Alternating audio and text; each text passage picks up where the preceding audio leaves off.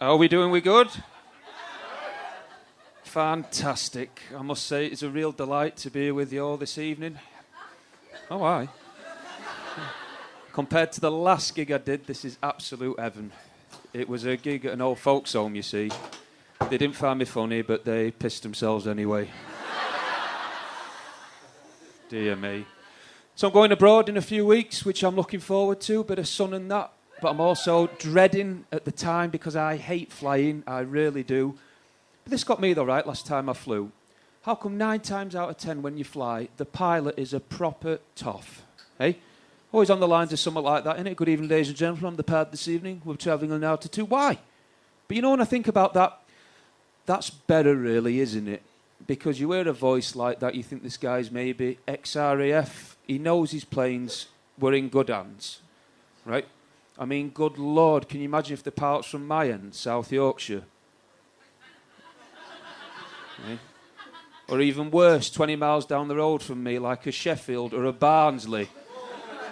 You'd have no confidence in a voice like that, would you? Imagine it comes on.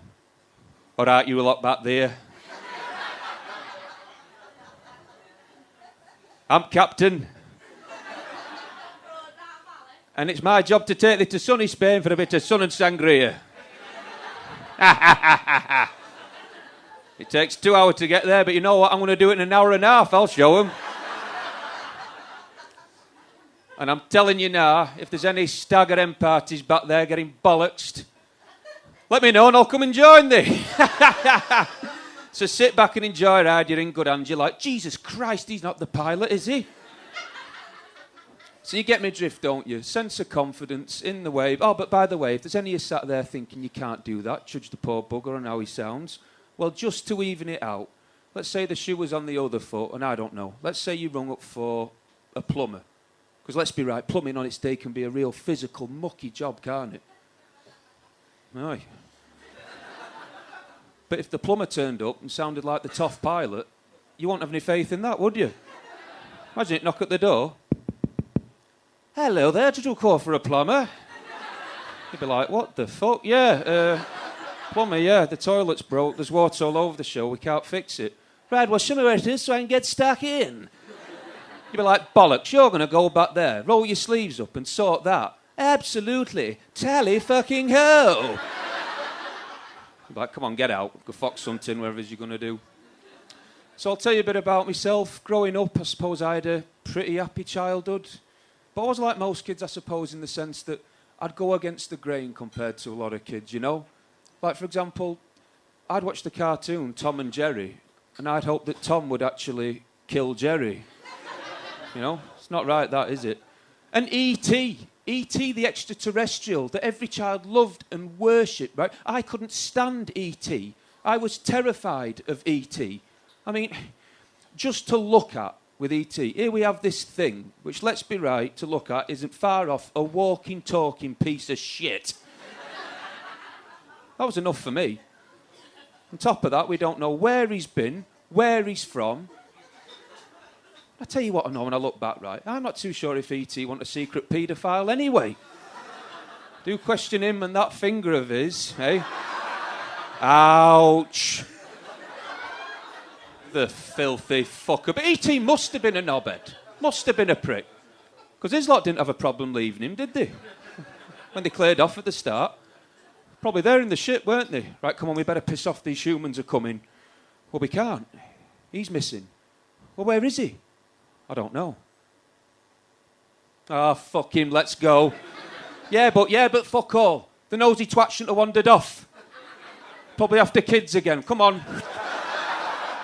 He's a prick anyway, let's go. I bet they were devastated when he managed to get hold of him. Look, I don't know how he's managed it, but he's been ringing up. Says he wants picking up. Fuck me, better go back then. God knows what he's been doing. But I would not write off, right? There's a deleted scene in that film.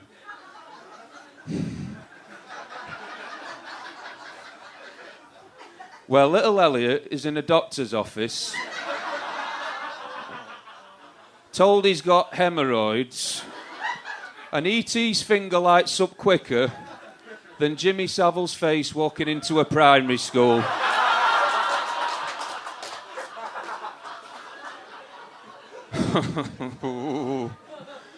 Disgusting.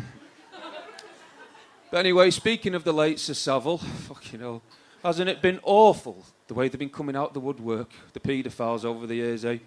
Obviously Savile, Rolf Harris, thing with the footballers, Gary Glitter. But out of all them, believe it or not, the one that keeps me up at night, it's not even a confirmed one. It's the late Michael Jackson, because we don't know, do we? Was he or wasn't he? But it does point to him being a tad guilty, doesn't it?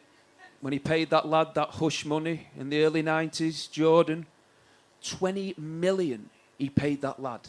20 million back then, not now. And you see, it's that keeps me up at night. You see, when that happened, when he paid that lad, I was 8 or 9 years old. Yeah, he knows. Without sounding too bitter and jealous, that could have been me. Now, for Christ's sake, I'm not saying I'd want to be molested or buggered or whatever he might have done, but for 20 million, holy fuck, for 20 million, Uncle Michael could have done whatever he wanted to me.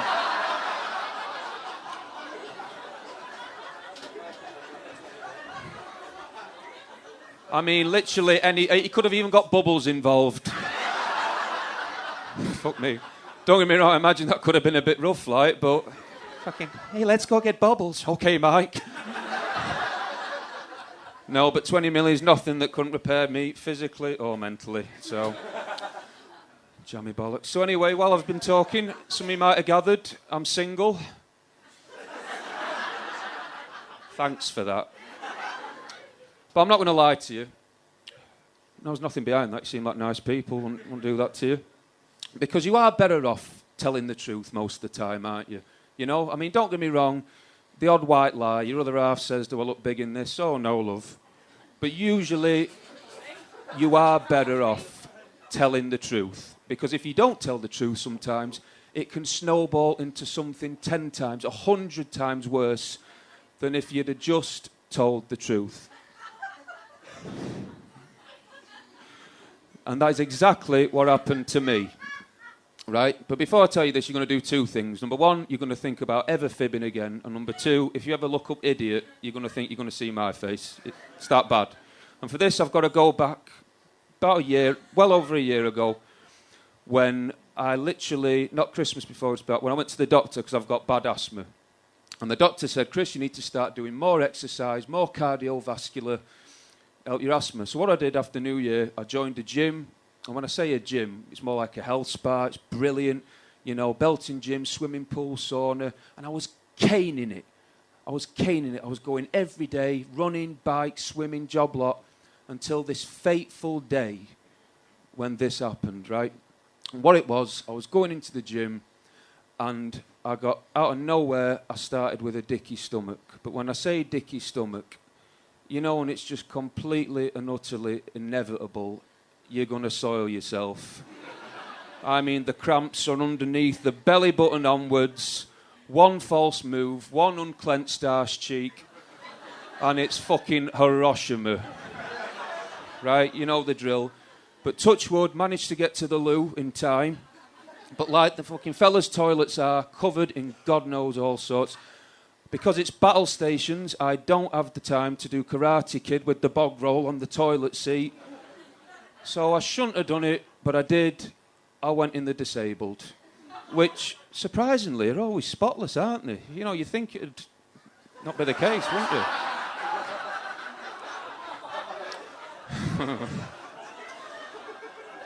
So, bottom line, managed to get there in time, did my business, that's all I'm going to say about that. But a few minutes in, because I was there for a bit, knock at the door. And this woman got, hello? I went, hello? Even though the door was locked. She went, is everything all right? I went, everything's fine. She went, are you sure? I went, all right, well, it was touch and go at one bit, but I managed it. She went, there's no shame in needing help. I thought, needing help? I said, no, I'm fine. She went, well, you did pull the cord. And I thought, pull the cord? And then I've clicked on. Well, I thought pulling the cord to turn the light on. It wasn't. The light comes on by itself. I've pulled the cord for pull if need assistance. Hence why this nice woman's here, seeing if I'm all right. So I said, no, I'm fine, thank you. But then she's gone with a bit of a tone. She's gone, you are disabled, aren't you? Because people who use the disabled who aren't, in my book, should be locked up. So you are disabled, aren't you? Now, I can tell just by listening to her, she's one of these crusader types, I'm in for a bit of a telling off. But I should have just gone out, got the finger wag, explained about my dicky stomach, and she might have been fine. But no. When she asked me if I was disabled, I replied, yes.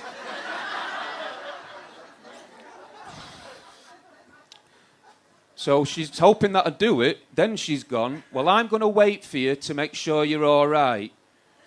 So I thought, Christ, I've got no disabled badge, anything like this. I'm going to have to give myself a disability that she is not going to question it in the slightest. Now, what I went for, I shot for like a dicky leg and like a gimp hand. And I know you're thinking this is super offensive to disabled, but hear me out because boy do I get my comeuppance, let me tell you. So I've gone out like so. Hello. She's gone, right, are you all right? I went, yeah, I'm fine, thank you. She went, where are you going now? I said, I'm going back to my car. Hoping that I'd do it, because the minute she pisses off, I'd be straight out the fire exit, because no way was I risking seeing fucking her in there. But you know what she said? She went, right, you know what I'm going to do? I'm going to walk you back to your car to make sure you get back all right. A nice woman, caring woman. So I begged her, I says, please, no, you're making me feel more disabled than I am. Just let me go. It'll be fine. Thingy, no. She went, no, I'm coming with you. It's fine. So I've proceeded to walk in my chosen disabled state with her in tow.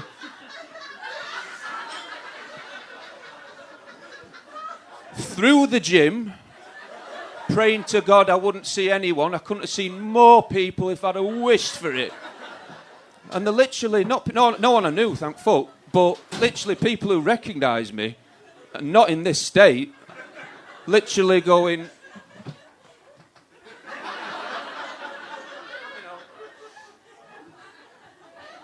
So sure enough, through the gym, past the swimming pool, which has got a massive window. Then I did see me mate. Literally, my mate's gone, hey, mate, what you doing? I'm like, please shut up, fuck off, go on. And here was the worst one, past reception, who'd only seen me literally 10 minutes before. Fine. Hello. None of this shit.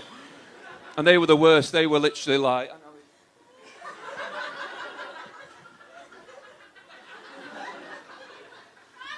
Got out there. So walking to the car park... Literally, and God love her, this nice, caring lady has gone, why have you parked so far away? Next time, just park in the disabled. I'm like, there won't be a fucking next time. Literally, got in my car, drove off, she's waved me off, God love her, and I have not been back since. How could I? I mean, can you just imagine what the receptionists have said to her? You know, well, what was wrong with him? Oh, he's disabled. No, he fucking isn't. And here's the real pisser, right? Here is the real comeuppance. I was only 3 weeks into an 18-month membership. Ironically, because it was cheaper than 12. So not only did I lose a shitload of self-respect, my asthma's bad again because I can't afford to go to another gym, and I'm literally just shy of 1,200 quid down. All because I didn't tell the fucking truth.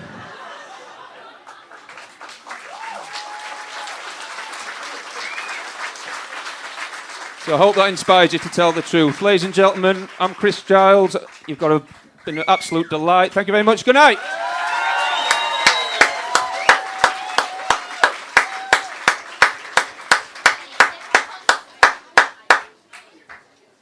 Chris Giles, ladies and gentlemen!